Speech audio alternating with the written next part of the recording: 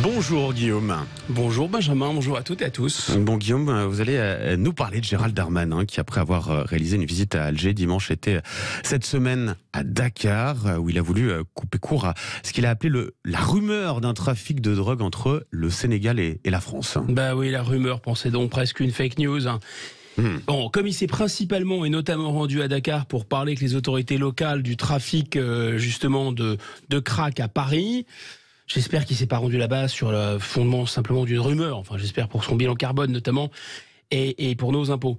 Non, soyons sérieux. Darmanin a fait du Darmanin. C'est-à-dire que nous, on jouait au ni oui ni non. Souvenez-vous, c'était déjà un jeu assez difficile. Lui, il joue un autre jeu. C'est le ni faux ni vrai. Bah, rien ce qu'il dit n'est faux, mais tout est un peu destiné à créer un écran de fumée pour protéger les Français de la réalité. Alors, c'est pas faux que la cocaïne qui sert à faire du crack ne vient pas du Sénégal, mais de Guyane, d'Amérique centrale, d'Amérique du Sud. Mais c'est pas vrai non plus qu'il n'y a pas de lien massif entre le Sénégal et le trafic de crack en France, puisque les services de M. Darmanin disent que 90% des trafiquants de cette drogue très dangereuse d'ailleurs viennent du Sénégal. Donc la drogue ne vient pas du Sénégal, mais les trafiquants viennent eux presque tous du Sénégal. Comment expliquer dès lors cette volonté de ne pas froisser les autorités sénégalaises ?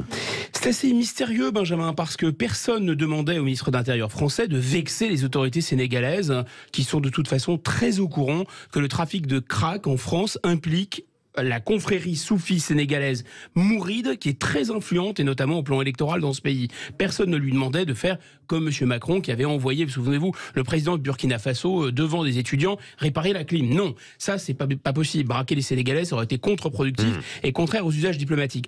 Mais personne n'obligeait non plus le ministre de l'Intérieur français à répéter les éléments de langage fournis par son homologue Félix-Antoine Diome pour ménager les susceptibilités locales.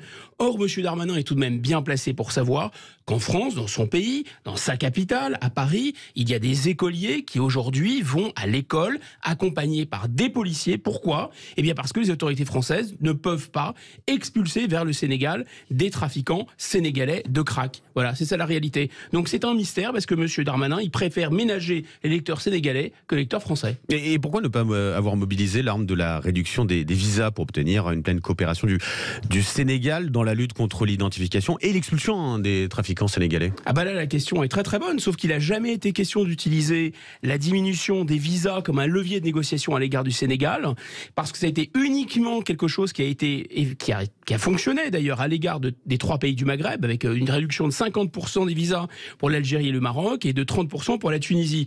Mais votre question, Benjamin, est d'autant plus pertinente que cette technique, justement, commençait à porter ses fruits, avec une remontée des fameux laissez-passer consulaires qui sont nécessaires pour aller jusqu'au bout, vous savez, des OQTF, voilà. Ouais. Donc il y avait une petite remontée de 20%, mais là, il y a encore un autre mystère, parce que si cette politique n'avait pas fonctionné, on comprend que le gouvernement français l'ait abandonné, et il l'a abandonné, autant à l'égard du Maroc que de la Tunisie que de l'Algérie. Si cette politique avait totalement atteint ses objectifs, mais c'est pas le cas, ça commençait juste à frémir, on comprend là aussi qu'il l'a abandonné, mais à peine ça fonctionne, il l'arrête. Alors peut-être qu'il l'arrête justement parce que ça fonctionne.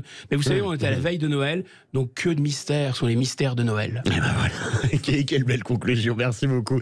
Et Guillaume Bigot, l'édito politique. Guillaume, on vous retrouve tout à l'heure, 8h45 pour les grands débats du matin. Ce sera avec plaisir, comme chaque vendredi avec Éric Nolot. Merci à vous et à tout à l'heure. 7h38 sur Sud Radio.